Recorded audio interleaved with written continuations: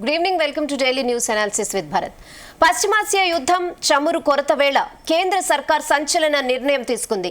Petrol, diesel పై excise సుంకాన్ని 10 రూపాయలు తగ్గించింది. అయితే వాహనదారులకు ఈ తగ్గింపు వర్తించదు. ఆయిల్ కంపెనీలకు మాత్రమే ఎక్సైజ్ డ్యూటీ తగ్గించింది కేంద్రం. చమురు బ్యారెల్ ధర పెరగడంతో ఆయిల్ కంపెనీలకు భారంగా మారింది. దీంతో వాళ్లకు వెసులుబాటు కోసం కేంద్రం ఎక్సైజ్ డ్యూటీని తగ్గించింది. మరోవైపు దేశంలో చమురు కష్టాలు క్రమంగా తగ్గుతున్నాయి. గత 2 రోజులతో పోలిస్తే బంకుల దగ్గర క్యూ లైన్లు కూడా తగ్గిపోయాయి. ఇదే విషయంపై వాల్టి డిఎన్ఏలో అనాలిసిస్ చేద్దాం. Yes, good evening Bharat. Good evening. So ఎలా ఉంటాయి ముందు రేట్స్? ఇప్పటికైతే ఆల్రెడీ క్యూ లైన్స్ కూడా తగ్గిపోయి బంక్స్ దగ్గర. సో కొరత లేదనుకోవచ్చా? ఇంకా ఎంతవరకు ఇంపాక్ట్ ఉంటుంది ఈ యుద్ధాన్ని? సో ఒకటి ఇవాళ తీసుకున్న అత్యంత ముఖ్యమైన నిర్ణయం, భారతదేశంలో ఇవాళ తీసుకున్న నిర్ణయం ఏంటంటే, చాలామందికి అనుమానం రావచ్చు, ఎక్సైజ్ డ్యూటీని తగ్గించేశారు. ఎక్సైజ్ డ్యూటీ ఆయిల్ మీద, ఆయిల్ అంటే క్రూడ్ ఆయిల్ మీద, క్రూడ్ ఆయిల్లో 2 ప్రోడక్ట్స్ మేజర్గా తయారు చేస్తారు. ఒకటి పెట్రోల్, రెండవది డీజిల్. ఓకే, సో ఈ పెట్రోల్ మీద ఇప్పటి వరకు ఉన్న ట్యాక్సెస్ చెప్తాను. మనం పెట్రోల్ ప్రైస్ అసలు కంటే కొసరు ఎక్కువ. పెట్రోల్ మీద బేసిక్ ఎక్సైజ్ డ్యూటీ ₹1.40 ఉంది. Special additional excise duty, special additional excise duty ₹13 ఉంది ఇప్పటి వరకు. ఇవాళ పొద్దున ₹13 నుంచి ₹3 తగ్గించారు. Okay. Next agriculture infrastructure and development cess, అంటే వ్యవసాయ అభివృద్ధి కోసం, వ్యవసాయ ఇన్ఫ్రాస్ట్రక్చర్ కోసం, డెవలప్మెంట్ కోసం ₹2.5 అదనపు సెస్ పెట్రోల్ మీద ఉంది. అంటే దీన్ని కేవలం వ్యవసాయ అభివృద్ధి కోసమే ఖర్చు పెడతారు. ప్రతి లీటర్కు 2.5. 1,00,000 లీటర్లు అమ్ముడుపోతే 1,00,000 × 2.5. సో సంవత్సర కాలంలో ఎంత అమ్ముడుపోతే అదంతా కూడా అగ్రికల్చర్ అభివృద్ధి కోసం పెట్రోల్ మీద మాత్రమే. ఇక 4వది additional excise duty road and infrastructure cess ₹5. అంటే దీన్ని ఈ లీటర్కి ₹5 కేవలం దేని మీద ఖర్చు పెడతారు? Road and infrastructure cess. అంటే కొత్తగా రోడ్లు వేసేందుకు, కొత్తగా ఇన్ఫ్రాస్ట్రక్చర్ వేసేందుకు. కొత్తగా నేషనల్ హైవేస్ వేస్తున్నారు కదా, ఎక్కడి నుంచి వేస్తున్నారు? మోడీ ఇంట్లో ప్రింట్ చేయరు, గడ్కరీ ఇంట్లో ప్రింట్ చేయరు. పెట్రోల్ మీద మనం కట్టే వాటిలో ఇన్ని రంగాలకు ఉపయోగపడుతుంది. ₹1.40 బేసిక్ ఎక్సైజ్ డ్యూటీ, అంటే ఇది కేంద్ర ప్రభుత్వానికి నేరుగా వెళ్తుంది. దీనిలో 42% వాటా మళ్ళీ రాష్ట్రాలకు వెళ్తుంది. ₹1.40లో 42% అంటే ఎంత? దాదాపు 60 పైసల వరకు బేసిక్ ఎక్సైజ్ డ్యూటీలో. ఒకసారి మనం అక్కడ ఏవే బ్రేకప్ కూడా చూడొచ్చు, ఏవేవి ఎంత ట్యాక్సెస్ ఉన్నాయని. లీటర్ పెట్రోల్ని మనం విశ్లేషిస్తున్నాం. దానిలో మొట్టమొదటిది పెట్రోల్ ధరలో బేసిక్ ఎక్సైజ్ డ్యూటీ ₹1.40. ఈ ₹1.40లో రాష్ట్రాలకి మళ్ళీ 42% వెళ్తుంది. ఎందుకంటే కేంద్ర ప్రభుత్వానికి వచ్చే ₹100లో 50% మళ్ళీ రిటర్న్ వెళ్తుంది. 50% కేంద్ర ప్రభుత్వానికి ఉంటుంది, 42% రాష్ట్రాలకు, 7% స్థానిక సంస్థలకు. స్థానిక సంస్థలు అంటే మున్సిపాలిటీలు, గ్రామ పంచాయతీలకు. 1% విపత్తు సహాయ నిధి. విపత్తు సహాయ నిధి అంటే కరువులు వచ్చినా, వరదలు వచ్చినా NDRF, national disaster response fund అని ఉంటుంది. NDRF national disaster response force, NDMA national disaster management authority. 1% విపత్తులు, కరువుల కోసం పక్కన పెడతారు. కరువు వచ్చినా, వరదలు వచ్చినా, అగ్ని ప్రమాదాలు వచ్చినా, భూకంపాలు వచ్చినా, సునామీలు వచ్చినా ఈ డబ్బులు తీసి రాష్ట్రాలు ఖర్చు పెడతారు. సో కేంద్రానికి వచ్చే ₹100లో ₹50 మళ్ళీ కేంద్రం దగ్గర ఏముండదు. 42% రాష్ట్రాలకు పోతుంది. అన్ని రాష్ట్రాలకు డివైడ్ చేస్తారు. 7% స్థానిక సంస్థలు అంటే మున్సిపాలిటీలు, గ్రామ పంచాయతీలు, వీటికి ఇస్తారు. ₹1 ఇది పోతుంది. సో ఈ ₹1.40 బేసిక్ ఎక్సైజ్ డ్యూటీ ఏదో ఉందో దానిలో 50% మళ్ళీ వెళ్తుంది. అంటే 70 పైసలు మాత్రమే కేంద్ర ప్రభుత్వానికి ఉంటుంది. ఇక స్పెషల్ అడిషనల్ ఎక్సైజ్ డ్యూటీ అంటే ఈ బేసిక్ ఎక్సైజ్ డ్యూటీని రాష్ట్రాలతో వీటితో షేర్ చేసుకోవాలి. కానీ స్పెషల్ అడిషనల్ ఎక్సైజ్ డ్యూటీని ఎవరితో షేర్ చేసుకోదు, కేంద్రానికే డైరెక్ట్గా ఉంటుంది. అయితే ఇది నిన్నటి వరకు ₹13 ఉంది. లీటర్కు ₹13 ఉంది. అంటే 1,000,000 లీటర్లు అమ్మితే 1,000,000 × 13 కోట్లు, అట్లా కొన్ని వేల కోట్ల లీటర్ల పెట్రోల్ అమ్ముడుపోతుంది. సో మెయిన్ కేంద్ర ప్రభుత్వానికి ఆదాయం వనరు పెట్రోలు, డీజిలే. అది కాకుండా agriculture infrastructure and development cess ప్రతి లీటర్కు 2.5, additional excise duty road and ఇన్ఫ్రాస్ట్రక్చర్కి 5 రూపాయలు. సో పెట్రోల్ ధరలో బేసిక్ రేట్ కంటే ఎక్కువ ఉంది ఏంది 5, 2.5, 7.5 plus 13, 20.5 plus basic excise duty 1.5 రూపాయి, అంటే 22 రూపాయలు కేంద్ర ప్రభుత్వం పన్నులు వేస్తుంది. దీని మీద మళ్ళా రేటు మీద రాష్ట్ర ప్రభుత్వాలు 38% వేస్తున్నాయి. 30% అంటే 100 రూపాయలు పెట్రోల్ ఉంటే రేటు 33 రూపాయలు రాష్ట్రానికి పోతాయి ప్రతి లీటర్ మీద. కేంద్ర ప్రభుత్వానికి 22 రూపాయలు వస్తుంది, రాష్ట్ర ప్రభుత్వానికి 33%. కొన్ని ఢిల్లీ లాంటి రాష్ట్రాల్లో చాలా తక్కువ ఉంది, తెలంగాణలో 33 or 34 ఉంది. అంటే 100 రూపాయల్లో 34 రూపాయలు రాష్ట్ర ప్రభుత్వం పోతుంటే కేంద్ర ప్రభుత్వానికి 22 రూపాయలు పోతుంది. ఈ 22 రూపాయల్లో 1.5 రూపాయలు మళ్ళీ రాష్ట్రాల్లో డివైడ్ అవుతుంది, అంటే దాదాపు 21 రూపాయల వరకు కేంద్రం. 21 రూపాయల్లో 7.5 రూపాయలు అగ్రికల్చర్ ఇన్ఫ్రాస్ట్రక్చర్ కోసం కేంద్ర ప్రభుత్వం ఖర్చు పెట్టాలి. 5%, 5 రూపాయలు డైరెక్ట్గా రాష్ట్ర రోడ్లకి అంటే నేషనల్ హైవేస్ కోసం వినియోగిస్తారు. ఇక డీజిల్కు కొంచెం తక్కువ ఉంటుంది, పెట్రోల్ రేట్ ఎక్కువ ఉంటుంది, డీజిల్ రేట్ ఎందుకు తక్కువ ఉంటుంది అని చాలామంది అనుకుంటారు. ఎందుకు పెట్రోల్ రేట్ ఎక్కువ పెడతారంటే పెట్రోల్ అనేది ఇండివిజువల్ వెహికల్స్లో యూజ్ చేస్తారు, అంటే కార్లలో వాటిలో యూజ్ చేస్తారు. అదే ట్రాన్స్పోర్టేషన్కి వినియోగించేది డీజిల్, లారీలు లేకపోతే కొంచెం చౌకగా డీజిల్ పెడతారు. ఎందుకంటే లారీల్లో ఎందుకు సరుకు రవాణా, లారీలో డీజిల్ రేటు పెరిగితే ఏమవుతుంది, సరుకు రవాణా పెరిగితే ఏమవుతుంది, మళ్ళీ రేట్లు పెరుగుతాయి కదా అన్నీ. ఇప్పుడు మనం కొనే ఉప్పు పప్పు నుంచి బియ్యం మొదలు పెడితే ట్రాన్స్పోర్ట్ కాస్ట్ కూడా ఇంక్లూడ్ కదా, ఎక్కడి నుంచో తీసుకొస్తారు కదా. సో అల్టిమేట్గా పెట్రోల్ డీజిల్ ధరలు పెరిగితే అన్ని ధరలు పెరుగుతాయి, ఆలుగడ్డలు, వెజిటేబుల్స్, కిరాణా ఇవన్నీ కూడా. సో అందుకని డీజిల్ ప్రైస్ కొంచెం తక్కువ ఉంచుతారు, కానీ డీజిల్ వల్ల కొంచెం ఎక్కువనే కాలుష్యం పెట్రోల్తో పోలిస్తే. Diesel basic excise duty ₹1.80. ఇది ₹1.80లో 50% రాష్ట్రాలకు, తర్వాత విపత్తు సహాయ నిధికి పోతుంది, అంటే 90 పైసలు కేంద్ర ప్రభుత్వానికి ఉంటుంది. తర్వాత స్పెషల్ అడిషనల్ ఎక్సైజ్ డ్యూటీ 10 రూపాయలు ఉంది, ఇది కేంద్ర ప్రభుత్వానికే వెళ్ళేది. ఈ 10 రూపాయలు కాస్తే ఇవాళ 0 చేశారు, అంటే కేంద్రానికి ఇంకేం రాదు, 0. ఇది కాకుండా agriculture infrastructure and development cess 4 రూపాయలు, additional excise duty road and infrastructure cess 2 రూపాయలు. సో ఇప్పుడు డీజిల్ మీద ఎంత, 4 రూపాయలు, అగ్రికల్చర్ ఇన్ఫ్రాస్ట్రక్చర్ సెస్ 4 రూపాయలు, అడిషనల్ ఎక్సైజ్ డ్యూటీ 2 రూపాయలు, 6 రూపాయలు ప్లస్ బేసిక్ ఎక్సైజ్ డ్యూటీ ₹7.80, 10 రూపాయలు ఉండేది, ₹17.80 మొత్తం కేంద్ర ప్రభుత్వం వసూలు చేసే ట్యాక్సెస్. రాష్ట్ర డీజిల్ మీద, పెట్రోల్ మీద 22 రూపాయలు వసూలు చేసేది. ఇవాళ ఏం చేశారు, 10 రూపాయలు పెట్రోల్ మీద తగ్గించారు, అంటే 22 బదులు 12 రూపాయల కేంద్ర ప్రభుత్వం వసూలు చేసే పన్ను. ఇక డీజిల్ మీద వసూలు చేసే పన్ను మొత్తం ఎంత, 1.8, 4, 5.8 ప్లస్ 2, ₹7.80 ప్లస్ ₹17.80 నుంచి ₹7.80 చేశారు. సో ఇక మిగతా అన్నీ రాష్ట్ర ప్రభుత్వాలకు సంబంధించిన ట్యాక్సులు. రాష్ట్ర ప్రభుత్వం డీజిల్ మీద 25% వేస్తుంది, అంటే 100 రూపాయలు డీజిల్ ఉందనుకోండి, 25 రూపాయలు రాష్ట్ర ప్రభుత్వంకి వెళ్తుంది. రాష్ట్ర ప్రభుత్వాల, కేంద్ర ప్రభుత్వాల ప్రధాన ఆదాయ వనరు పెట్రోల్, డీజిల్. సో ఇది అంటే ఓవరాల్గా ఇవాళ ఏం చేశారు, 13 రూపాయలు ఉన్న పెట్రోల్ మీద అడిషనల్ ఎక్సైజ్ డ్యూటీని 3 రూపాయలకు తగ్గించారు, డీజిల్ మీద 10 రూపాయలు ఉన్నదాన్ని 0 రూపాయలు చేశారు. చేస్తే మరి మనకెందుకు ధరలు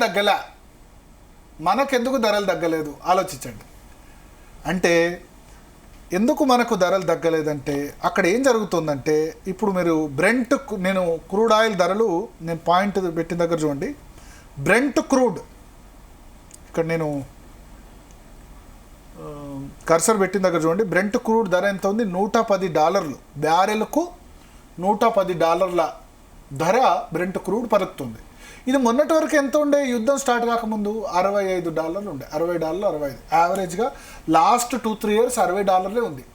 కరోనా సమయంలో అయితే $30 పడిపోయింది. సో ఇప్పుడు ఎంత అయింది, $60 నుంచి $110, ఎంత ఆల్మోస్ట్ డబుల్ అయింది. అంటే మన దగ్గర ఆయిల్ మార్కెటింగ్ కంపెనీస్, OMCs అంటారు, ఆయిల్ మార్కెటింగ్ కంపెనీస్ ఏవే ఉన్నాయి, IOC ఇండియన్ ఆయిల్ కంపెనీ, మీరు బంక్కి వెళ్తే ఇండియన్ ఆయిల్ అని ఉంటుంది. ఇండియన్ ఆయిల్ వాళ్ళు ప్రొడ్యూస్ చేసే సిలిండర్ పేరు ఇండియన్ గ్యాస్ అంటారు, అందుకని Indian gas. BPCL Bharat petroleum corporation limited. వాళ్ళు ఇచ్చే గ్యాస్ బుడ్డి పేరు భారత్ గ్యాస్. భారత్ గ్యాసేనా, అంతేనా? భారత్ గ్యాసా ఇండియనా అని అడుగుతారు. బీపీసీఎల్. తర్వాత మూడోది HPCL, Hindustan petroleum corporation limited. అది గ్యాస్ సిలిండర్ పేరు హెచ్పి గ్యాస్ సిలిండర్ అంటారు. సో ఈ మూడు ప్రముఖంగా భారత ప్రభుత్వ రంగ సంస్థలు, అంటే గవర్నమెంట్కు సంబంధించిన ఏజెన్సీస్. వీళ్ళు ఏం చేస్తారు, ఈ పెట్రోల్ డీజిల్ కొనరు. వీళ్ళు ఏం చేస్తారు, క్రూడ్ ఆయిల్ అంటే ముడి చమురు కొంటారు. ముడి చమురు కొని దాని నుంచి పెట్రోల్ కానీ డీజిల్ కానీ తయారు చేసేది ఎవరు? HPCL, BPCL plus IOC, Indian oil corporation. మీరు ఎక్కడ చూడండి బంకులు ఈ మూడు ఉంటాయి ప్రభుత్వ రంగ సంస్థలు. ఇవి కాకుండా ప్రైవేట్ రంగ బంకులు, రిలయన్స్ వాళ్ళు బంక్ ఒకటి ఉంటుంది. తర్వాత షెల్ అనే కంపెనీ, నయారా అనే బంకులు ఉంటాయి. మేజర్గా ఎక్కువ బంకులు ఉండేవి ప్రభుత్వ రంగ బంకులే. సో వీళ్ళు ఏం చేస్తారు, ముడి చమురు కొనుగోలు చేసి దాన్ని ప్యూరిఫై చేస్తారు. ప్యూరిఫై చేసి పెట్రోల్ తయారు చేస్తారు, డీజిల్ తయారు చేస్తారు, క్రూడ్ ఆయిల్ కొనుగోలు చేసి. సో ఈ క్రూడ్ ఆయిల్ కొనుగోలు చేసినప్పుడు మీరు బ్రెంట్ క్రూడ్ ఎంత ఉంది, $110 బ్రెంట్ క్రూడ్ పలుకుతుంది. బ్రెంట్ అంటే ఇది బ్రిటన్కు సంబంధించిన క్రూడ్. ఈ క్రూడ్ WTI క్రూడ్ ఎంత ఉంది? WTI అంటే అమెరికా, వెస్ట్ టెక్సాస్ ఇంటర్మీడియట్. దీని ధర ఎంత ఉంది? $96.39. కానీ మీరు ఇక్కడ కింద చూడండి, ఇండియన్ బాస్కెట్ ఎంత ఉంది? ఇండియన్ బాస్కెట్ ధర 157 బ్యాలర్కు $157 పలుకుతుంది. బ్రెంట్ క్రూడ్ ఏమో $110. అంటే మన ఆయిల్ కంపెనీసు ఒక బ్యారెల్ కోసం, ఒక బ్యారెల్ అంటే 42.5 లీటర్లు. సో $60 ఉన్నది కాస్త మనం $157 కొనుగోలు చేస్తున్నాం. ఎంత? ఆల్మోస్ట్ డబుల్ కంటే ఎక్కువ. 250%, 300% ఈ ఇండియన్ ఆయిల్ కానీ లేకపోతే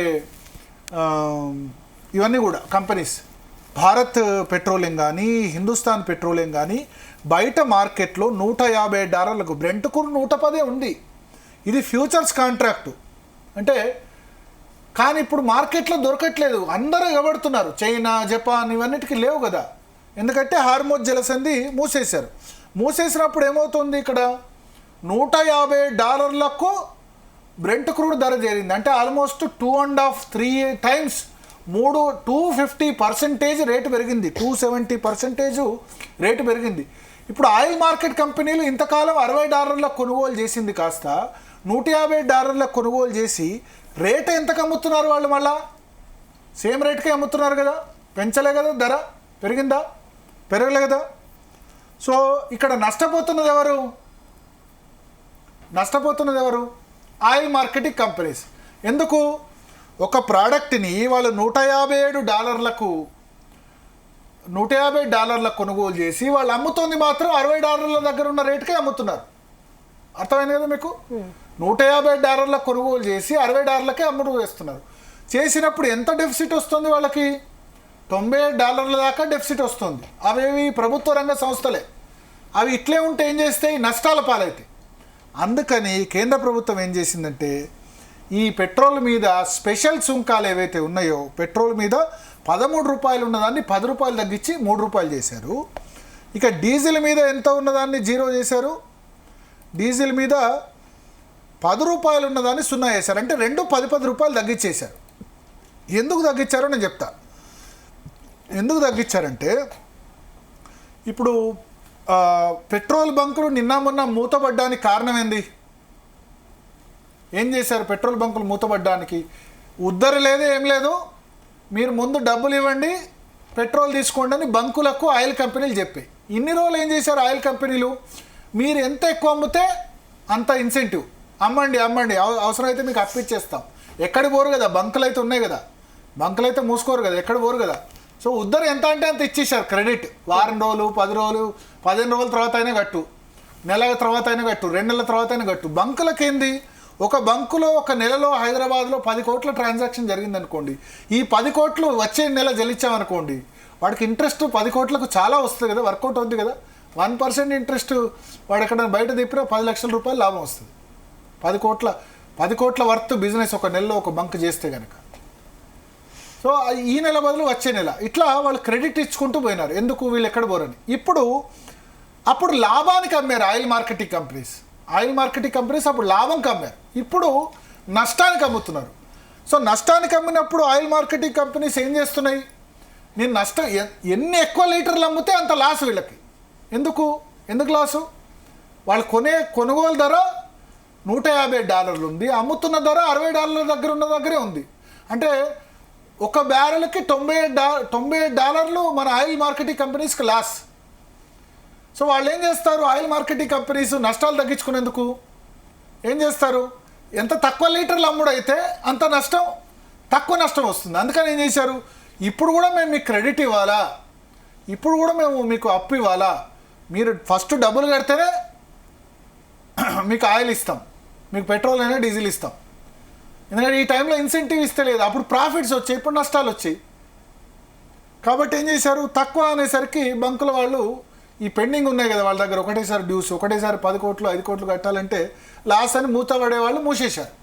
కొన్నేమో డైరెక్ట్ కంపెనీ ఇండియన్ ఆయిల్ కార్పొరేషనే కొన్ని డైరెక్ట్గా బంకులు నడుపుతుంది, వాటికి ఇబ్బంది లేదు. కొన్ని బీపీసీఎల్ హెచ్పీసీఎల్ బంకులు నడుపుతాయి వాళ్ళవే ఓన్. కానీ ప్రైవేట్ వాళ్ళు ఎవరైతే ఉన్నారో వాళ్ళు కట్టడం ఆపేశారు. ఆపేస్తే ఏమైంది, మొత్తం సగం బంకులు బంద్ ఉండటంతోటి రష్ అయిందని చెప్పి అయిపోయిందేమో పెట్రోల్ డీజిల్ అని చెప్పి అందరు క్యూ కట్టారు. క్యూ కడితే రష్ అయింది. సో దీన్ని నివారించేందుకు కేంద్ర ప్రభుత్వం ఏం చేసిందంటే ఆయిల్ మార్కెటింగ్ కంపెనీలకి 10 రూపాయల చొప్పున పెట్రోల్ డీజిల్ తగ్గించింది. సో ఇప్పుడు నష్టపోయేది ఎవరు, ఈ నష్టంలో ఆయిల్ మార్కెటింగ్ కంపెనీల నష్టంలో కేంద్ర ప్రభుత్వం కూడా కొంత భరిస్తూ 10 రూపాయలు వాళ్ళు తగ్గించుకున్నారు. ఈ 10 రూపాయలు ఎవరు, కేంద్ర ప్రభుత్వ ఆదాయంలోకి వచ్చేది. సో మనం ఏమనుకుంటామంటే పెట్రోల్ మీద ట్యాక్స్ వేస్తే మోడీ పెంచేశాడు, లేకపోతే అంతకుముందు మన్మోహన్ సింగ్ పెంచేశాడు అంటాం. మరి ట్యాక్సులు ఎవరు కట్టకపోతే కేంద్ర ప్రభుత్వం దగ్గరికి డబ్బులు ఎట్లా వస్తాయి? పెట్రోల్ మీద డీజిల్ మీద ట్యాక్స్ కట్టకపోతే డబ్బులు కేంద్ర ప్రభుత్వానికి ఎక్కడి నుంచి వస్తాయి? ఇది ఆలోచించాలి. లిక్కర్ రెవెన్యూ ఎవరికి పోతుంది, మందు తాగే రెవెన్యూ ఎవరికి పోతుంది? కంప్లీట్గా రాష్ట్ర ప్రభుత్వమే. ₹1 కూడా కేంద్ర ప్రభుత్వానికి పోదు. 40,000 కోట్లు తెలంగాణలో వస్తున్నాయి లిక్కర్ ద్వారా. సో పన్నులు ఎవరు ఎంత వసూలు చేయాలన్నది చాలా క్లియర్గా పేర్కొన్నారు. ఇన్కమ్ ట్యాక్స్, ఆదాయ పన్ను ఉంది. ఆదాయ పన్ను మనం కట్టేది కేంద్ర ప్రభుత్వానికి అవుతుంది. కానీ కేంద్ర ప్రభుత్వానికి వచ్చే ఆదాయ పన్నులో 42% మళ్ళీ రాష్ట్రాలకు వస్తుంది. కార్పొరేట్ ట్యాక్స్ అది కేంద్ర ప్రభుత్వానికి పోతుంది. జిఎస్టీ సగం కేంద్రానికి సగం రాష్ట్రానికి అవుతుంది. ల్యాండ్ రిజిస్ట్రేషన్ అంటే భూముల అమ్మకాల ద్వారా వచ్చేది కంప్లీట్గా రాష్ట్ర ప్రభుత్వానికి అవుతుంది. అట్లాగే ఈ స్టాంప్స్ అండ్ రిజిస్ట్రేషన్ రాష్ట్ర ప్రభుత్వానికి అవుతుంది. సో రాష్ట్ర ప్రభుత్వాలకు మళ్ళీ కేంద్ర ప్రభుత్వానికి ఇవ్వాల్సిన అవసరం లేదు. ఇన్కమ్ ట్యాక్స్ మనం హైదరాబాద్ నుండి ఇన్కమ్ ట్యాక్స్ కడితే అది కేంద్ర ప్రభుత్వానికి పోతుంది, రాష్ట్ర ప్రభుత్వానికి ఏం పోదు. కానీ ఆ ఇన్కమ్ ట్యాక్స్లో మొత్తం 42% మళ్ళీ రాష్ట్రాలకు పోవాలి. సో ఇక్కడ ఆలోచించాలి. అంటే చాలామంది ఏమనుకుంటారంటే పెట్రోల్ ధరలు పెంచాడు కదా, డీజిల్ ధరలు పెంచాడు కదా, ప్రపంచవ్యాప్తంగా పెంచారు. ఇప్పుడు ఎందుకు పెంచట్లేదు అంటే నార్మల్గా అయితే పెంచేవాళ్ళు. ఇప్పుడు ఎందుకు పెంచట్లేదంటే 5 రాష్ట్రాలు ఎన్నికలు ఉన్నాయి. అస్సాము, వెస్ట్ బెంగాల్, పుదుచ్చేరి, తమిళనాడు, కేరళలో ఎలక్షన్స్ ఉన్నాయి. పెంచారనుకోండి ఏం చేస్తారు ప్రజలు, రేట్లు పెంచారు కదా అని ఓడిస్తారు. సో మే 4 వరకు చచ్చిన రేట్లు పెంచరు, ఎందుకంటే ఓట్లు. సో అందుకనే మోడీ 1 నేషన్ 1 ఎలక్షన్ ఎందుకంటారంటే ఊరికే ఏదో ఒక దగ్గర ఎలక్షన్ అయితే ఎలక్షన్ కోసం అది చేయాలి. ఇప్పుడు ఏ ఎలక్షన్ లేదనుకో, 5 సంవత్సరాల వరకు ఎలక్షన్ లేదనుకోండి, ఇష్టం ఉన్నట్టు పెంచుకోవచ్చు. అంటే ఇష్టం ఉన్నట్టు పెంచుకోవడం అంటే ఈ పెంచిన పైసలు డీజిల్ పెట్రోల్ పైసలు మోడీ ఇంటికి పోవు, అంతకుముందు ఉన్న మన్మోహన్ సింగ్ ఇంటికి పోవు, రేపు ఇంకో గవర్నమెంట్ వస్తే వాళ్ళ ఇంటికి పోవు. అల్టిమేట్గా కేంద్ర ప్రభుత్వానికి డబ్బులు వస్తాయి. కేంద్ర ప్రభుత్వానికి డబ్బులు వస్తే ఏమవుతుంది, అది రోడ్లు వేస్తుందో లేకపోతే డిఫెన్స్, మన ఆర్మీకి జీతం ఇచ్చేది రాష్ట్ర ప్రభుత్వాలు ఇవ్వవు కదా, కేంద్ర ప్రభుత్వం వేస్తుంది. సో అల్టిమేట్గా ఏంటంటే ఇప్పుడు ఈ 10 రూపాయలు ఎక్కడికి పోయినాయంటే మీరు ఆయిల్ కంపెనీలు నష్టపోతున్నారు కదా, మీ నష్టపోతున్న దాన్ని మేము కూడా కొంత భరిస్తామని చెప్పి కేంద్ర ప్రభుత్వం అది చేస్తుంది. అయితే ఆయిల్ కంపెనీలు లాభపడలేదా అంటే చాలా లాభపడ్డాయి. లాస్ట్ 3 సంవత్సరాలుగా రేట్ $60 ఉంది, ఉన్నప్పుడు ప్రాఫిట్స్ వచ్చాయి. కానీ ఇప్పుడు నష్టం 3 times ఎక్కువ పెట్టి కొంటున్నారు. ఇప్పుడు ₹157 ఇండియన్ బాస్కెట్ అయింది. మళ్ళీ ఇది ₹60 ₹70 అయితే తప్ప మనకు ప్రాబ్లం సెట్ కాదు. సో ఇది ఓవరాల్గా డైనమిక్స్. అంటే ఈ ఇండియన్ బాస్కెట్ అనేది $157 ప్రస్తుతం పలుకుతోంది. $157 బ్యారెల్కు ఇండియన్ బాస్కెట్ అన్నది పలుకుతోంది. ఇది చేంజ్ అయినప్పుడు కొంత మనకి లాభం జరిగే అవకాశం ఖచ్చితంగా ఉంటుంది. సో ఇప్పుడు మార్కెట్లో బ్రెంట్ క్రూడ్ $110 అయినా ఇక్కడ వాస్తవానికి వచ్చే రేటు మాత్రం ఆ విధంగా ఉండట్లేదు. అంటే ఈ యుద్ధం మొదలు కావడానికి ముందు ఇది $67-70 ఉన్నది కాస్త అయింది. అయితే ఈ ప్రాబ్లం ఎప్పుడు సెటరేట్ అవుతుంది అన్నదే మనం చూడాలి. ఈ ప్రాబ్లం సెటరేట్ కావాలంటే మేజర్గా మనం ఎదుర్కొంటున్న ఇబ్బంది స్ట్రెయిట్ ఆఫ్ హార్మోజ్. ఒకసారి స్ట్రెయిట్ ఆఫ్ హార్మోజ్ ఎట్లా ఉంటుందన్నది చూద్దాం. ఇది ఇప్పుడు మనం చూస్తుంది, ఒకసారి స్క్రీన్ మీద చూస్తే కనుక స్ట్రెయిట్ ఆఫ్ హార్మోజ్ ఇటువైపు, ఇది స్ట్రెయిట్ ఆఫ్ హార్మోజ్. ఇదంతా కూడా అరేబియా సముద్రం. భారతదేశానికి అత్యంత దగ్గరలో అరబ్ కంట్రీస్ ఉంటాయి. ఈ అరబ్ కంట్రీస్ అన్నీ కూడా అరబ్ కంట్రీస్ మనం చూడండి, ఇక్కడ ఒమన్ కానీ, యునైటెడ్ అరబ్ ఎమిరేట్స్ అంటే దుబాయ్, అబుదాబి ఇవన్నీ ఉన్నాయి, ఖతార్, తర్వాత కువైట్, ఇవన్నీ కూడా అరబ్ కంట్రీస్. ఈ అరేబియా సముద్రం ఇక్కడ వరకు ఉంది చూడండి, లాస్ట్ కువైట్ వరకు అరేబియా సముద్రం ఉంది. ఇక్కడ నుంచి మొదలు పెడితే అరేబియా సముద్రం మన గోవా కానీ లేకపోతే ముంబై కానీ అరేబియా సముద్ర తీరంలోనే ఉంటాయి. సో ఈ అరేబియా సముద్రం అన్నది హిందూ మహాసముద్రంలో ఒక భాగం. ఈ అరేబియా సముద్రం ఇక్కడ వరకు ఉంటుంది, కువైట్ వరకు ఉంటుంది. ఇక్కడ ఉన్న దేశాలన్నీ కూడా ఇవన్నీ కూడా ఎడారులు. ఇరాన్ కానీ, ఇరాక్ కానీ, కువైట్ కానీ, సౌదీ అరేబియా కానీ, యునైటెడ్ అరబ్ ఎమిరేట్స్ కానీ, ఒమన్ కానీ, ఇవన్నీ కూడా ఎడారి ప్రాంతాలు. వర్షపాతం చాలా తక్కువ ఉంటుంది వీళ్ళకు. కానీ వీళ్ళకు ఉన్న అడ్వాంటేజ్ ఏంటంటే మన దగ్గర తవ్వితే నీళ్ళు వస్తాయి, వాళ్ళ దగ్గర తవ్వితే ముడి చమురు వస్తుంది, ఆయిల్ వస్తుంది. మన దగ్గర తవ్వితే నీళ్లు తాగుతాం, వాళ్ళ దగ్గర ఆ క్రూడ్ ఆయిల్ తాగరాదు కానీ దాని ధర మాత్రం విపరీతం. వాళ్ళకి ఒక అడ్వాంటేజ్ ఇచ్చాడు దేవుడు. అంటే వాళ్ళ దగ్గర పంటలు పండవు, తినడానికి తిండి లేదు. తినడానికి తిండి భారతదేశం ఇంకో దేశం నుంచి రావాలి. నీళ్ళు కూడా సముద్ర దాన్ని డీసాల్టినేషన్ చేసి ఆ నీళ్ళు మాత్రమే వాడతారు, మినరల్ వాటర్. డైరెక్ట్గా ఇంట్లో బావి తవ్వుకొని నీళ్ళు తవ్వుకోరాదు, ఎందుకంటే బావి తవ్వుతే కనుక వచ్చేది అక్కడ క్రూడ్ ఆయిల్. సో వాళ్ళకి అడ్వాంటేజ్ అనుకోవచ్చు, డిసడ్వాంటేజ్ అనుకోవచ్చు. అడ్వాంటేజ్ ఏంటంటే ఈ క్రూడ్ ఆయిల్ తవ్వుతే మన దగ్గర సింగరేణిలో బొగ్గు వచ్చినట్టు వాళ్ళకి తవ్వుతే క్రూడ్ ఆయిల్ వస్తుంది.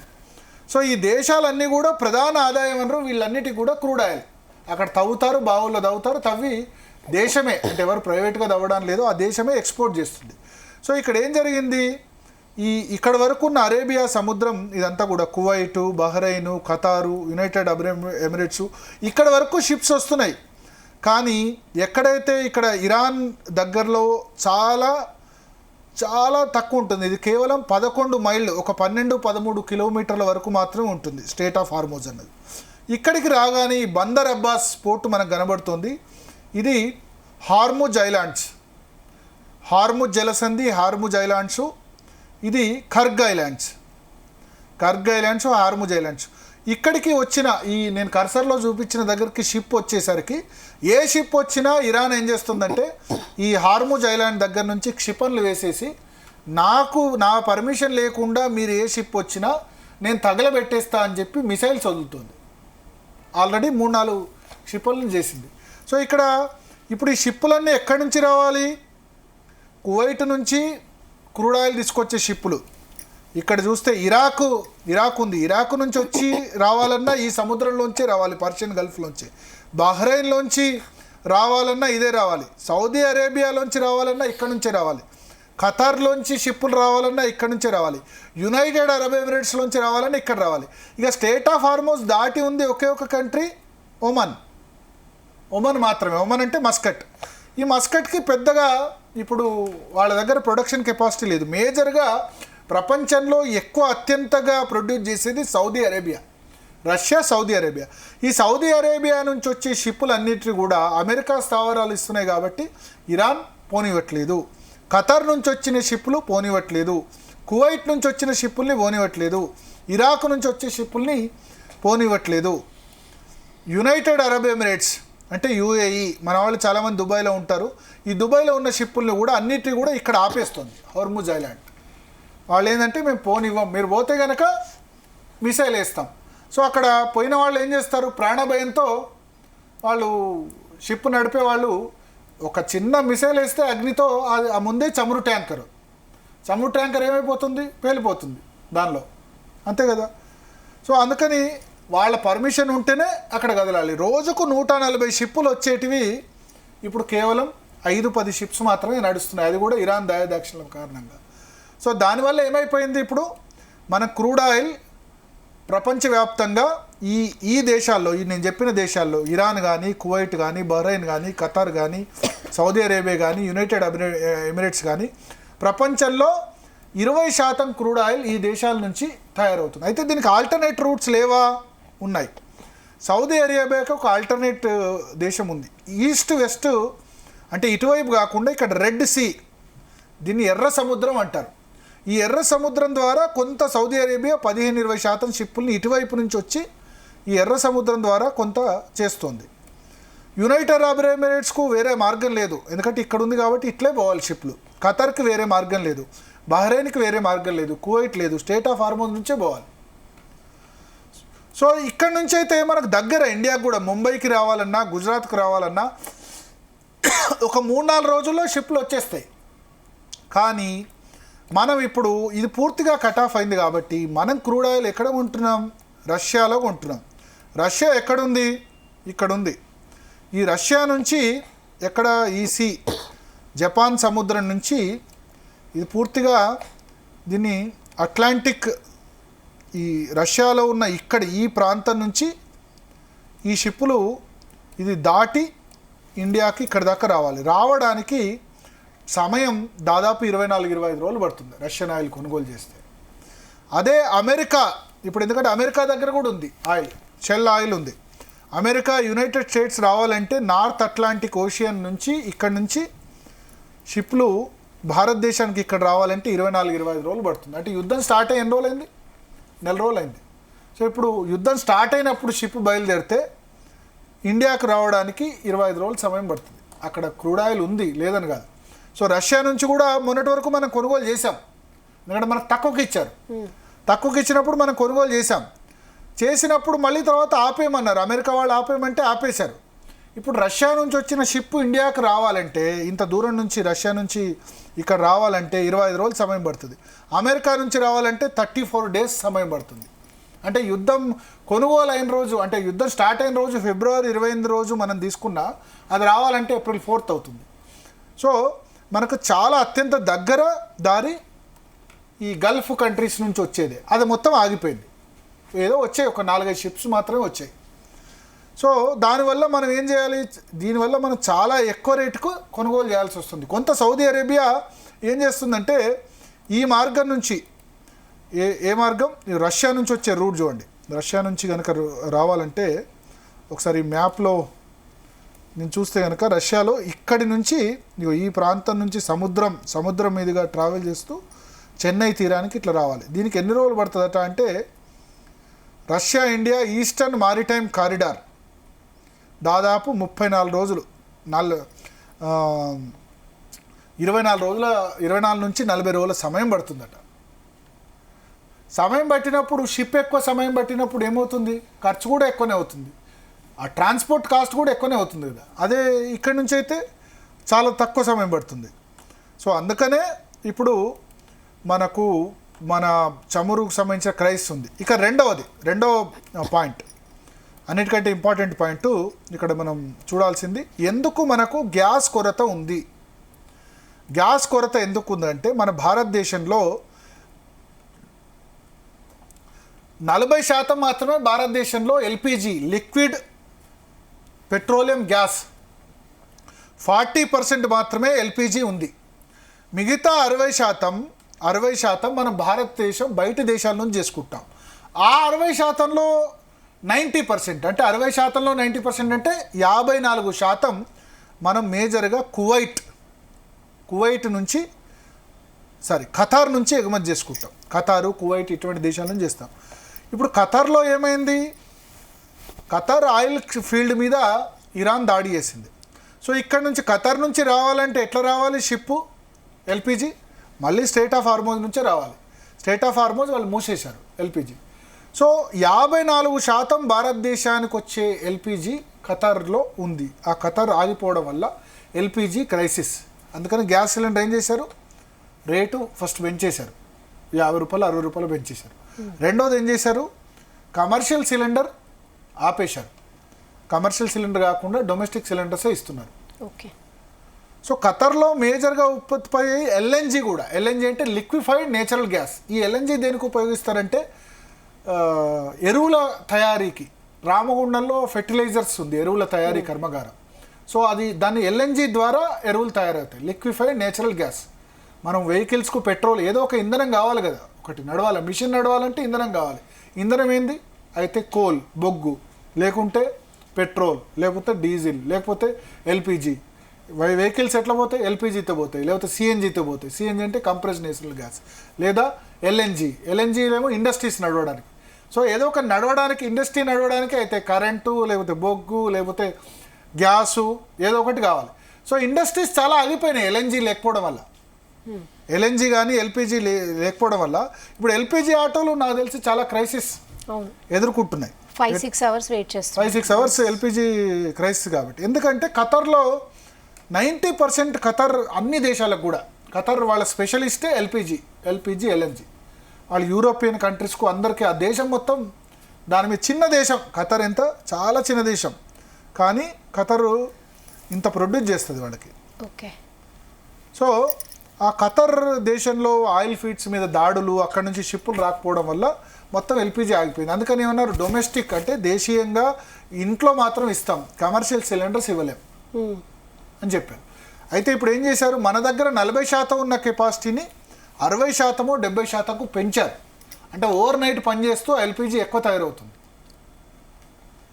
Plus LNG, liquefied natural gas వల్ల చాలా ఇండస్ట్రీస్ ఆధారపడి ఉన్నాయి. ప్లాస్టిక్ కానీ ఇతర ఇండస్ట్రీస్ కానీ వీటన్నీ కూడా ఆధారపడి ఉన్నాయి. సో ఇది మెయిన్ క్రైసిస్కు ప్రధాన కారణం ఏంటంటే ఎల్పిజి క్రైసిస్కు ఇది కారణం.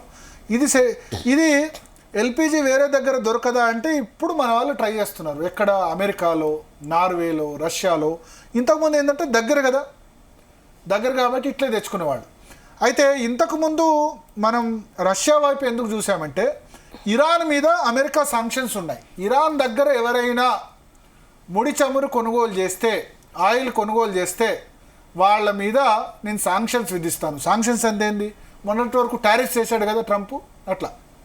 ఆ కంపెనీలో మా వాళ్ళు ఇప్పుడు రిలయన్స్ కొన్నదనుకోండి, రిలయన్స్ను అమెరికాలో నేను పని చేయనివ్వను అని చెప్పి ఇరాన్ దగ్గర ఎవరు ఆయిల్ కొనుగోలు చేయకుండా చేశాడు. ఎవరు, అమెరికానే. ఎప్పటి నుంచి, 2013 నుంచి. అంతకుముందు ఒబామా ఉన్నా, జో బిడెన్ ఉన్నా, డొనాల్డ్ ట్రంప్ ఉన్నా, ఎందుకు ఇరాన్ను కొనుగోలు చేయనివ్వకుండా చేశాడు. ఇరాన్ దగ్గర కొంటే ఆ డబ్బులతో వాళ్ళు అణుబాంబు తయారు చేస్తున్నారు. అణుబాంబు వేస్తే, వాడు మీద వేస్తే మాకు ప్రాబ్లం. ఇప్పుడు కిమ్కి ఎందుకు భయపడుతుంది అమెరికా ఉత్తర కొరియాకు, వాళ్ళ దగ్గర అణుబాంబు ఉంది. అణుబాంబు ఉందంటే వాడు కోపం వచ్చిందంటే అణుబాంబు వేసాడంటే నేను చేస్తే నువ్వు కూడా. అణుబాంబు అంటే ఒక ఆత్మాహుతి బాంబు లాంటిది. జపాన్ మీద అమెరికా వేస్తే ఏమైంది, హిరోషిమా నాగసాకి, కొన్ని అక్కడ ఉన్న వాళ్ళు అందరూ చచ్చిపోయి కొన్ని జనరేషన్స్, ఒక 50-60 ఏళ్ళు చిన్న మొక్క కూడా మొలవలే. సో ఉత్తర కొరియా దగ్గర అణుబాంబు ఉంది, తయారు చేశారు. నార్త్ కొరియా కిమ్ తయారు చేశాడు. నేను నా జోలికి వస్తే అమెరికా మీద అణుబాంబు వేస్తా అంటాడు. ఇరాన్ను అణుబాంబుకు తయారుకు డబ్బులు కావాలి కాబట్టి వాళ్ళ క్రూడ్ ఆయిలే వాళ్ళకి బిజినెస్. క్రూడ్ ఆయిల్ ఇరాన్ దగ్గర కొనుగోలు చేయకుండా ఉన్నందుకు చాలా దేశాల మీద శాంక్షన్స్ విధించారు. ఎవరిదన్నా ఇరాన్ దగ్గర కొనుగోలు చేస్తే మీ సంగతి చెప్తాను. కానీ ఇరాన్ దగ్గర అయినా కొనుగోలు చేసేవాళ్ళు ఉన్నారు. ఎవరు కొనుగోలు చేస్తారు, చైనా అమెరికా చెప్పినా భయపడదు. ఎందుకంటే చైనా వాళ్ళు ఎందుకు భయపడరంటే, రష్యా, చైనా, ఇవన్నీ కూడా, ఇరాన్, ఇవన్నీ కూడా వాళ్ళు ఎందుకు భయపడరంటే, చైనా నువ్వు నా మీద టారిఫ్ వేస్తే నేను నీ మీద వేరే విధంగా ఇస్తాను. ఎందుకంటే చైనా ప్రోడక్ట్లు చాలా చీప్. అమెరికాలో ఎక్కువ ప్రోడక్ట్లు సెల్ అయ్యేవి చైనానే. అమెరికాలో ఒక ప్రోడక్ట్ తయారు చేస్తే మన దగ్గర 100 రూపాయలు అయితే అక్కడ 200 రూపాయలు అవుతుంది. అక్కడనే తయారు చేస్తే ఎవరికి లాసు, అమెరికా ప్రజలకే. రేట్లు ఎక్కువ పెట్టేది వాళ్ళే. చైనా వాళ్ళు చీప్ ప్రోడక్ట్ చేసి అక్కడ ఎక్స్పోర్ట్ చేస్తున్నారు, ఒకటి. రెండవది క్రిటికల్ మినరల్స్ అంటే లిథియం. లిథియం అంటే ఇప్పుడు batteries, cell phone batteries lithium ion batteries అంటారు. లిథియం కానీ ఇటువంటి చాలా తక్కువ దేశాల్లో, ప్రపంచ దేశాల్లో దొరికే మినరల్స్ చైనాలో ఉన్నాయి.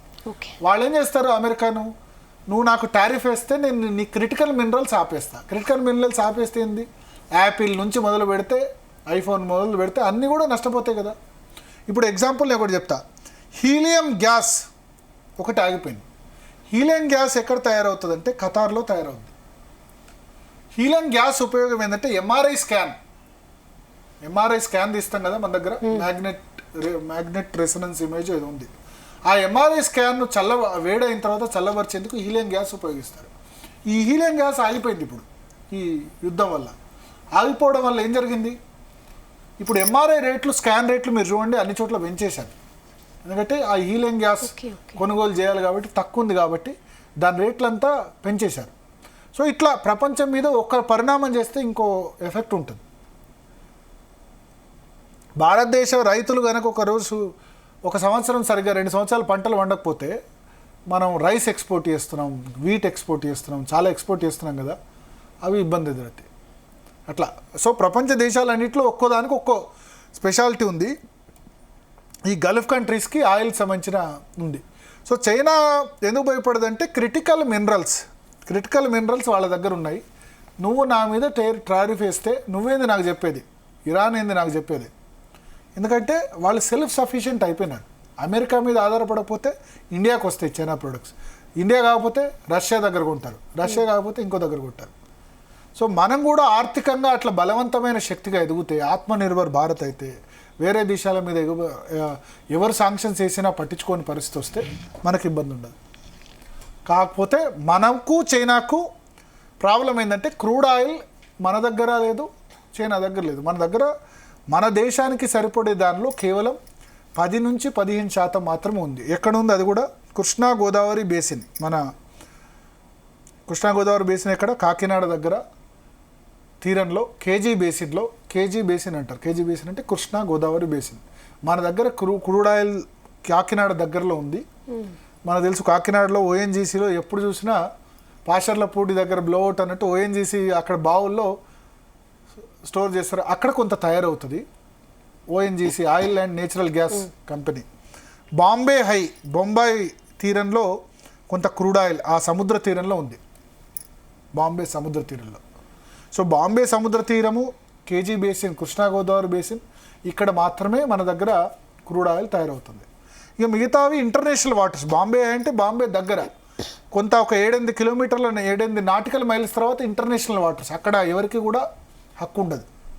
సో ఈ కృష్ణా గోదావరి బేసిన్ బంగాళాఖాతంలో బాంబే హై దగ్గర క్రూడ్ ఆయిల్ అవుతుంది. అది దేశ అవసరాల్లో కేవలం 10 నుంచి 15% మాత్రమే వస్తుంది. సో మనం డిపెండ్ కాక తప్పదు. మనమే కాదు, ఈవెన్ చైనా కూడా. సో చైనా కూడా వేరే దేశాల నుంచి దిగుమతి చేసుకోవాల్సింది. కానీ రష్యాకు ఉన్న అడ్వాంటేజ్ ఏంటంటే రష్యాలో క్రూడ్ ఆయిల్ పుష్కలంగా ఉంది. వాళ్ళు ప్రపంచంలో అత్యధికంగా చమురు నిల్వలు ఉన్న దేశం రష్యా, ఆ తర్వాత సౌదీ అరేబియా, ఆ తర్వాత వెనిజులా. మన వెనిజులాను ఎందుకు అమెరికా ఆక్రమించిందంటే ఆయిల్ కోసం అమెరికా ఆక్రమించింది. వెనిజులాలో ఉంది కానీ ప్రొడ్యూస్ అవుతలేదు, నిక్షేపాలు ఉన్నాయి. మనం తయారు చేసుకోరాదా అంటే, మనం క్రూడ్ ఆయిల్ తయారు చేసుకోరాదంటే అమెరికా తయారు చేస్తుంది. షెల్ గ్యాస్ అని తయారు చేస్తుంది, రాళ్లలోంచి కొట్టి అత్యాధునిక టెక్నాలజీతో చేస్తుంది.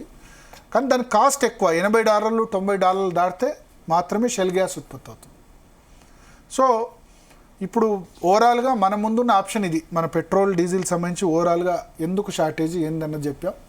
ఈ సాయంత్రం 6:30 గంటలకి నరేంద్ర మోడీ ముఖ్యమంత్రులతో కూడా సమావేశం పెట్టారు. ఆయన ముఖ్యమంత్రులతో వివరించబోతున్నారు. ముఖ్యమంత్రుల సమావేశానికి ముందే ఆయన ఈ ఎక్సైజ్ సుంకం తగ్గించారు పెట్రోల్ డీజిల్ మీద. అది తగ్గిస్తే కన్జ్యూమర్కు రాలేదు, మాకేం తగ్గలేదు. $150 అయినా సరే మన పెట్రోల్ డీజిల్ ధరలు తగ్గాలని కోరుకోవడం కరెక్టా? ఆలోచించాలి. ప్రపంచవ్యాప్తంగా అన్ని దేశాల్లో పెరిగింది, రేట్లు పెంచేశారు. వీళ్ళు అంటే నేనేదో ఇక్కడ నరేంద్ర మోడీ ఏదో దేశ ప్రజలకు ఉద్ధరించేందుకు పెంచలేదని అన్నట్ల. 4 రాష్ట్రాల ఎన్నికలు ఉన్నాయి కాబట్టి, 5 రాష్ట్రాల ఎన్నికలు ఉన్నాయి, ఓటు వ్యతిరేకంగా వేస్తారు, ఏమన్నా తేడా అవుతాయని చెప్పి పెంచలేదు. లేకపోతే మన దగ్గర కూడా పెంచేదేమో. పెంచక తప్పని పరిస్థితి. ఏం చేస్తారు మరి? ఒక ప్రోడక్ట్ పెరిగినప్పుడు, అంత రేటు డబ్బులు పెట్టినప్పుడు ఎవరో ఒకరు లాస్ భరించాలా, అయితే కేంద్ర ప్రభుత్వం భరించాలి. అయితే ఇప్పుడు ఏమంటారంటే ఈ $100 దాటడం ఇది ఫస్ట్ టైమా? క్రూడ్ ఆయిల్ ధర $100 దాటడం ఫస్ట్ టైమా కాదు. 2008లోనే క్రూడ్ ఆయిల్ ధర $140 టచ్ అయింది. 2008లో టచ్ అయ్యి ఒక 10 రోజులు ఉంది. $140 నుంచి ప్రపంచ ఆర్థిక మాంద్యం వచ్చింది. మన దగ్గర సత్యం కంప్యూటర్ స్కామ్ గుర్తుంది కదా, సత్యం కంప్యూటర్స్ కుంభకోణంగానే వచ్చినప్పుడు 2008లో లేమాన్ బ్రదర్స్ అమెరికాలో కుప్పకూలి ప్రపంచ ఆర్థిక మాంద్యం వచ్చినప్పుడు 2008లో క్రూడ్ ఆయిల్ ధర $140 నుంచి ఒక్కసారిగా $30 పడిపోయింది. సో యూపీఏ గవర్నమెంట్ ఆ $140 వచ్చినప్పుడు తర్వాత 2013లో మళ్ళీ ఆయిల్ రేట్స్ పెరిగాయి. ఒక దశలో $106, $110 ఉండే. మోడీ ప్రభుత్వం అధికారంలో వచ్చే నాటికి $110 ఉండే. అది కాస్త క్రూడ్ ఆయిల్ ధర క్రమక్రమంగా తగ్గి ఈ 10 ఏళ్లలో కొంచెం తక్కువనే ఉంది. ఒక మాట చెప్పుకోవాలంటే రష్యా ఉక్రెయిన్ యుద్ధ సమయంలో మళ్ళీ పెరిగింది, $120 వచ్చింది. ఒక 2-3 నెలలు ఉంది, మళ్ళీ తగ్గిపోయింది. ఎందుకు? రష్యా మీద దాడులు చేస్తే, ఉక్రెయిన్ దాడులు చేస్తే ఆయిల్ కంట్రీ మీద రష్యా ఎక్స్పోర్ట్స్ ఆగిపోతాయి కదా.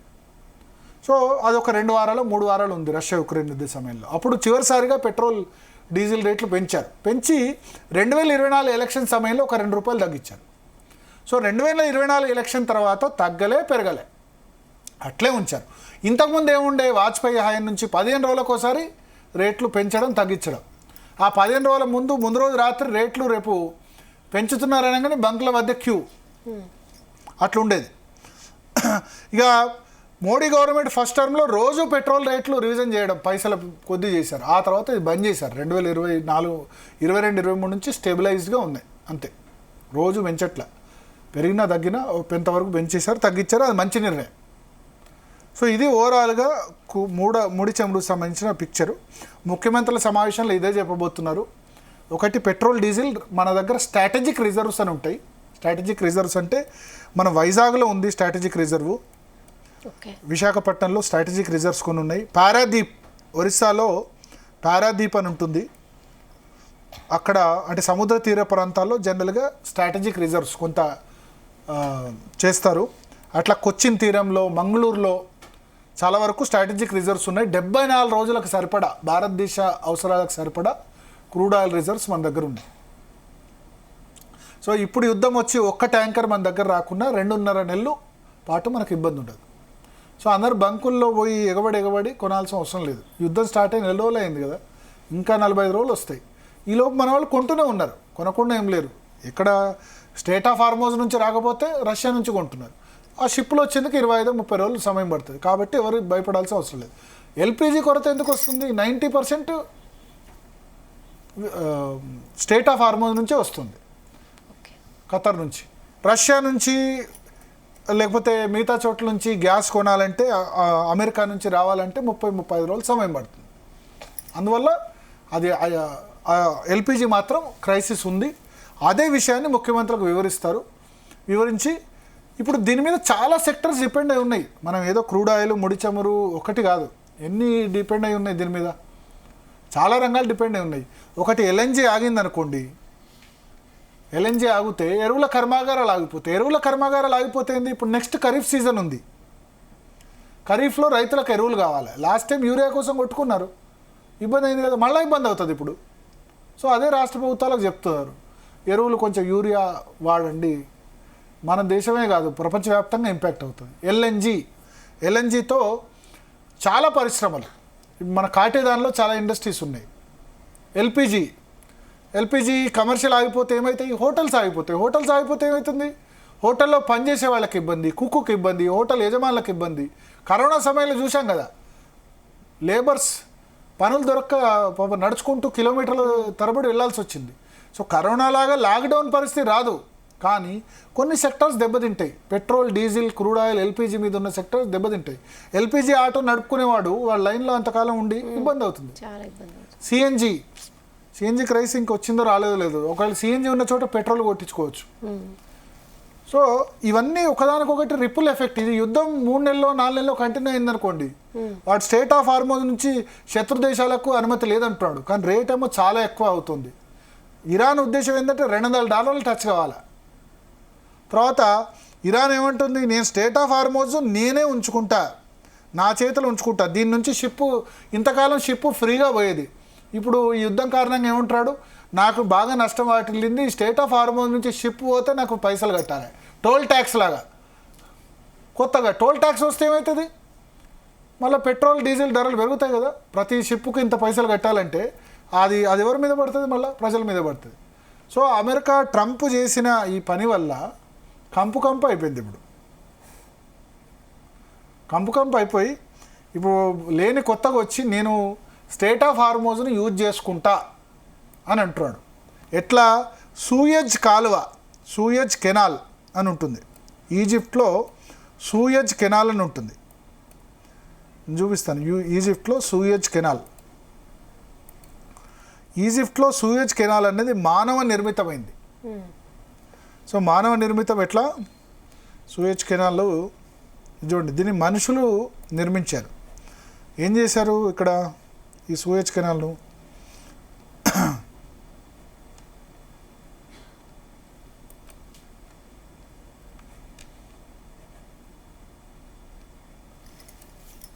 Just minute. సో ఈ సూయజ్ కెనాల్ ఇక్కడ మనకు కనబడుతుంది. ఈ సముద్ర మార్గం నుంచి ఇక్కడ మనం చూడండి, ఇక్కడ మెడిటేరియన్ సీ అంటే మధ్యధరా సముద్రం అని మనం తెలుగులో అంటాం. ఈ మధ్యధరా సముద్రంలో అంటే టర్కీ కానీ లేదా రష్యా కానీ వీటి నుంచి రావడానికి, షిప్పులు రావడానికి ఈ మెడిటేరియన్ సీ నుంచి ఇట్లా తిరిగి రావాలంటే మీరు ఆలోచించండి, చాలా దూరం జీబ్రాల్టర్ జలసంధి దగ్గర నుంచి తిరిగి రావాలి. కానీ ఈజిప్ట్లో 1863 సూయజ్ కెనాల్ అని కెనాల్ తవ్వారు. కెనాల్ తవ్వి ఏం చేశారు, మధ్యధరా సముద్రం నుంచి ఎర్ర సముద్రానికి ఒక ఈ కొంత గల్ఫ్ ఆఫ్ సూయజ్, ఇక్కడ మనం చూడండి గల్ఫ్ ఆఫ్ సూయజ్. ఈ సూయజ్ కెనాల్ని మానవ నిర్మితం, ఇది కెనాల్ తవ్వేశారు. కెనాల్ తవ్వడం వల్ల ఏమైంది, ఇక్కడి నుంచి ఈ సముద్రం నుంచి డైరెక్ట్గా షార్ట్ కట్ వచ్చింది. ఈ షార్ట్ కట్ వస్తే ఈ షిప్పులు గల్ఫ్ నుంచి రెడ్ సీ ఎర్ర సముద్రం ద్వారా ఇట్లా వచ్చి ఏషియాకు ఈజీగా ట్రాన్స్పోర్ట్ చేయొచ్చు. అంతకుముందు ఏం చేయాలి, ఈజిప్ట్ పైన ఉన్న ఈ మధ్యధరా సముద్రం నుంచి ఇట్లా మొత్తం తిరిగి షిప్పులు ఈ సౌత్ అట్లాంటిక్ సీ నుంచి హిందూ మహాసముద్రం వచ్చి తిరిగి రావాలి. 30-40 రోజులు సమయం పట్టేది. కానీ ఈజిప్ట్ వాళ్ళు ఈ సూయజ్ కెనాల్ 1863లో ఇక్కడ తవ్వడం వల్ల సూయజ్ కెనాల్ నుంచి డైరెక్ట్గా మధ్యధరా సముద్రం నుంచి షార్ట్ కట్ రెడ్ సీ ఎర్ర సముద్రంలోకి వచ్చి ఇక్కడ నుంచి ఏషియాకి ఈజీగా షిప్పులు రావచ్చు. ఇది 1965లో ఈజిప్ట్ ఏం చేసిందంటే, ఇది మా భూభాగంలోంచి పోతుంది కాబట్టి ఈ సూయజ్ కెనాల్ మేము దీని నుంచి షిప్పులు పోవాలంటే పైసలు తీసుకుంటాం. సూయజ్ కెనాల్ నుంచి ఏ షిప్ పోయినా పైసలు తీసుకుంటామని చెప్పింది. అప్పుడు బ్రిటను ఈజిప్ట్ మధ్య పెద్ద యుద్ధం జరిగింది, 6 సంవత్సరాలు. యుద్ధం జరిగిన తర్వాత ఇక వదిలేశారు. ఎందుకంటే బ్రిటిష్ వాళ్ళు ఈజిప్ట్ పాలనలో ఉన్నప్పుడు ఆ సూయజ్ కెనాల్ కట్టారు, వాళ్ళు యూజ్ చేసుకున్నారు. వీళ్ళకి ఎప్పుడైతే ఈజిప్ట్ ఇండిపెండెన్స్ వచ్చిందో ఆ సూయజ్ కెనాల్ మాది, ఏది పోవాలన్నా ఏ షిప్ పోవాలన్నా మాకు పైసలు ఇవ్వాల్సిందే అన్నారు. సో ఇప్పుడు ఈజిప్ట్కు ఒక ప్రధాన ఆదాయ వనరు ఏంటంటే సూయజ్ కెనాల్. సూయజ్ కెనాల్ నుంచి పోకపోతే ఏమవుతుంది, ఈ షిప్పులన్నీ కూడా ఇదంతా కూడా తిరిగిపోవాలి. తిరిగిపోతే ఎక్కువ ఖర్చు అవుద్ది షిప్కు. మళ్ళీ షిప్ ఎట్లా పనిచేస్తుంది, మళ్ళీ డీజిలో పెట్రోలో షిప్ పనిచేసేది, దానికి ఇంధనం కావాలి కదా, ఆ ఇంధనం ఖర్చు అవుద్ది కదా. 40 రోజుల్లో పోయేది 4-5 రోజుల్లో పోతే సేవ్ అవుద్ది కదా. సో సూయజ్ కెనాల్ దగ్గర ఎట్లా అయితే ఇప్పుడు ఈజిప్ట్ వసూలు చేస్తుందో, సూయజ్ కెనాల్ దగ్గర ఈజిప్ట్ ఎట్లా అయితే వసూలు చేస్తుందో, ఇరాన్ కూడా ఏమంటుందంటే స్టేట్ ఆఫ్ హార్మోజ్ మేము కంట్రోల్లోకి తీసుకుంటాం, మేము వసూలు చేస్తామంటుంది. అదే కనుక జరిగితే ఇప్పటి వరకు ఇరాన్ నుంచి, కువైట్ నుంచి, బహ్రెయిన్ నుంచి, ఖతార్ నుంచి, దుబాయ్ నుంచి వచ్చే క్రూడ్ ఆయిల్ రేటు పెరుగుద్ది. మిగతా ప్రాంతాల నుంచి వచ్చేది పెరగదు. కానీ ఇది మనకు దగ్గర ఏషియాకు. కానీ ఈ దేశాలన్నీ ఇంపాక్ట్ అవుతాయి దానివల్ల. కువైట్ కానీ, బహ్రెయిన్ కానీ, ఖతార్ కానీ నీ దగ్గర నుంచి ట్యాక్స్ వేస్తా అంటే ఏం చేస్తాడు, సరే కొన్ని రోజులు అది చేస్తాడు, ఇక రష్యా నుంచి తీసుకుంటారు. సో ఆ దేశాలన్నీ కూడా ఇరాన్ని వ్యతిరేకించవచ్చు. కానీ ఇరాన్ మాత్రం ఇక్కడ నుంచి పోయే షిప్కు లంచం ఇస్తే తప్ప, నాకు టోల్ ట్యాక్స్ కడితే తప్ప నేను పోను అనే పరిస్థితికి వచ్చింది. సో ఇది ఓవరాల్గా సిచ్యువేషన్. సో భారత ప్రభుత్వం అయితే ఇప్పుడు ఖచ్చితంగా ఈ 6:30 గంటలకు ముఖ్యమంత్రులతో నరేంద్ర మోడీ సమావేశం ఏర్పాటు చేశారు. సమావేశం ఏర్పాటు చేసి ఈ సిచ్యువేషన్ ఎక్స్ప్లెయిన్ చేయనున్నారు. ముందుగా పెట్రోల్, డీజిల్ సంబంధించి చూసుకోండి, స్టాకులు అన్నీ ఉన్నాయి. ఎల్పిజికి సంబంధించి కేంద్ర ప్రభుత్వం ఏం చేసిందంటే ఒక 20% కమర్షియల్ గ్యాస్ అలొకేషన్ ఇచ్చి వాళ్ళు ఏం చెప్పారంటే మీ కమర్షియల్ గ్యాస్ అలొకేషన్ ఏదైతే ఉందో ఈ దీన్ని మీరు రాష్ట్ర ప్రభుత్వాలు చూసుకోండి, ఏ ఇండస్ట్రీస్కి ఇవ్వాలంటే వాళ్ళకి ఇచ్చేయండి అని చెప్పారు. ఇంకొక ఇంపార్టెంట్ డిసిజన్ కూడా తీసుకుంది వాళ్ళ కేంద్ర ప్రభుత్వం. పెట్రోల్ డీజిల్ ఎగుమతిని ఆపేసింది. ఎక్స్పోర్ట్ మనం ఎక్స్పోర్ట్ చేయడం ఏంది, మన దగ్గరే లేదు కదా అని అనుకుంటారు కదా చాలామంది. మనం రష్యా దగ్గర కొనుగోలు చేసి మన దగ్గర ఉన్న ప్రైవేట్ రిఫైనరీస్, రిలయన్సో లేకపోతే ఇండియన్ ఆయిల్ కార్పొరేషనో లేకపోతే ఇవో రష్యన్ ఆయిల్ని ఇంతకుముందు వరకు కొనుగోలు చేసి తక్కువ రేటు కొనుగోలు చేసి బయట అమ్ముతుండే, యూరోప్ వాళ్ళకి వీళ్ళకి అమ్ముతుండే, శుద్ధి చేసి డైరెక్ట్గా పెట్రోల్ డీజిల్ అమ్ముతుండే. ఇప్పుడు మన దగ్గరే సఫిషియెంట్ స్టాక్స్ లేవు, వేరే దేశాలకు అమ్మితే ప్రాబ్లం కదా. అందుకని ఏం చేశారంటే ఇవాళ ఈ కస్టమ్స్ ఎక్సైజ్ సుంకంతో పాటు ఎక్స్పోర్ట్ డ్యూటీస్ చేశారు. అదేంటంటే డీజిల్ జెట్ ఫ్యూయల్ మీద 1 లీటర్ మీద 21.5, పెట్రోల్ మీద ఏవియేషన్ ఫ్యూయల్ మీద అంటే విమాన ఇంధనం మీద 29 రూపీస్ 50. సో దట్ ఏంటంటే వాళ్ళు ఎక్స్పోర్ట్ చేస్తే లీటర్కి ఇంత కట్టాలి, అంత కట్టి వాళ్ళు ఎక్స్పోర్ట్ చేసినా లాభం ఉండదు. అందుకోసం ఎక్స్పోర్ట్ చేయకుండా చేశారు. దీని ద్వారా రిలయన్స్ కానీ లేకపోతే మిగతా కంపెనీలు ఏవైతే ఉన్నాయో మన దేశంలో వాడకుండా వేరే దేశానికి రిఫైనరీస్ ఎగుమతి చేయకుండా కట్టడి చేశారు. అది కూడా ఒక మంచి పని. ఈ క్రైసిస్లో అయితే మన దేశంలో తయారైంది పెట్రోల్ డీజిల్ వేరే దేశాలకు పోవద్దు కదా, మన దగ్గర షార్టేజ్ అవుద్ది కదా. సో ఆ పని కూడా చేశారు. సో ఇది వాళ్ళ కేంద్ర ప్రభుత్వం తీసుకున్న నిర్ణయం. ఈ నిర్ణయాలన్నిటి కూడా బహుశా వెల్లడిస్తారు ప్రధానమంత్రి. సో ఇప్పుడు దేశ ప్రజలందరూ కూడా ఏం చేయాల్సిందే లేదు, ట్రంప్కు అందరూ దండం పెట్టుకోవాల్సిందే. ఆపరా బాబు ఏదో ఒకటి చేయి, లేకపోతే ఇరాన్కు దండం పెట్టుకోవాల్సిందే. ఆయన ఆపాడు, ఇరాన్ వాళ్ళు నువ్వు ఆపినప్పుడు మేమెందుకు ఆపాలని వాళ్ళు అంటున్నారు. సో వీళ్ళిద్దరు పంచాయతీలో మనం చేస్తున్నాం. అది సింపుల్గా చెప్పాలంటే మనము సరే చైనా వాళ్ళకి స్ట్రాటజిక్ రిజర్వ్స్ చాలా ఉన్నాయి.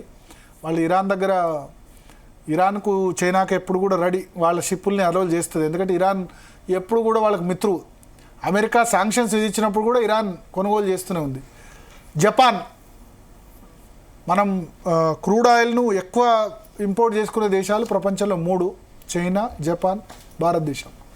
అమెరికా యూసేజ్ ఎక్కువ, కానీ వాళ్ళ దగ్గర ప్రొడక్షన్ కూడా ఉంది. వీళ్ళ దగ్గర ఇప్పుడు వెనిజులాలో ఉన్న ఆయిల్ బావులన్నీ కూడా అమెరికా స్వాధీనం చేసుకుంది. అట్లా వేరే చోట కూడా ఎక్స్పోర్ట్. ఇప్పుడు మన ఇండియా కూడా వేరే చోట ఎక్స్ప్లోర్ చేయాలి. ఇప్పుడు ఇండియాలో లేదు ముడి చమురు దొరకట్లేదు, క్రూడ్ ఆయిల్.